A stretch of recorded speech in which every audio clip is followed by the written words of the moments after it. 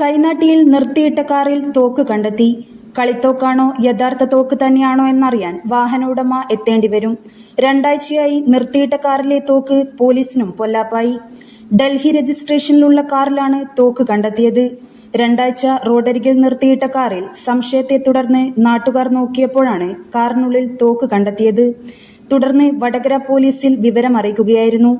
Police സ്ഥലത്തെത്തി ഉടമകളുമായി ബന്ധപ്പെട്ടപ്പോൾ ലൈറ്ററാണെന്ന മറുപടിയാണ് പോലീസിന് നൽകിയത്. കാർ തകരാറിലായതിനാൽ റോഡിൽ നിർത്തിയെന്നും പോലീസിന് വിവരം നൽകിയിട്ടുണ്ട്. ഉടമകളോട് വടകര പോലീസിൽ ഹാജരാകാൻ ആവശ്യപ്പെട്ടിട്ടുണ്ട്. പരിശോധനകൾക്ക് ശേഷമേ തോക്ക് യഥാർത്ഥ തോക്കാണോ എന്ന് പറയാൻ കഴിയുകയുള്ളൂ എന്നാണ് പോലീസ് വ്യക്തമാക്കുന്നത്. അതേസമയം വ്യക്തത കൈവരാതെ കാർ എടുക്കാൻ ഉടമകൾക്കും കഴിയില്ല. News bureau media Vadakara. വലിയ സന്തോഷങ്ങൾക്കിടയിൽ നഷ്ടപ്പെട്ടു പോകുന്ന ചില ചെറിയ ഇഷ്ടങ്ങളുണ്ട്.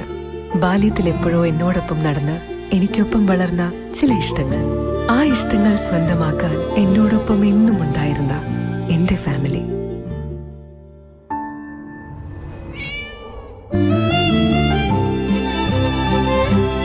എന്റെ ഇഷ്ടങ്ങൾ എന്റെ ഫാമിലിക്ക് അറിയാം.